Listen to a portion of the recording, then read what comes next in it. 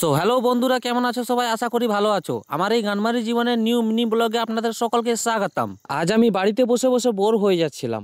হঠাৎ করে দুপুর 1টার সময় ছোট্ট একটা কাজের ফোন এলো। তাই সেই কাজটাকে সম্পূর্ণ করার জন্য আমি বেরিয়ে পড়লাম আমার দুটো ক্যামেরাম্যানকে নিয়ে। পিচের রোডে কাজের জায়গায় যেতে হলে অনেক দেরি হয়ে যাবে, তাই আমি জঙ্গলের শর্টকাটের রাস্তা দিয়ে কাজের স্পটে পৌঁছে গেলাম। তো সেখানে পৌঁছে আমি দাদাকে জিজ্ঞেস করলাম যে সমস্যাটা কোথায়। দাদা বলল ওই পোলের উপরে।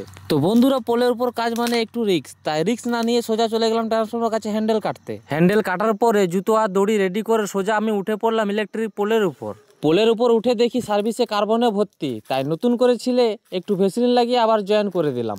তো বন্ধুরা, পোলের উপর আর কোনো কাজ না থাকায় ঝটপট দড়ি খুলে আমি নিচে নেমে পড়লাম। নিচে নেমে সোজা চলে গেলাম আমি ট্রান্সফর্মার কাছে কারেন্টটা চার্জ করতে।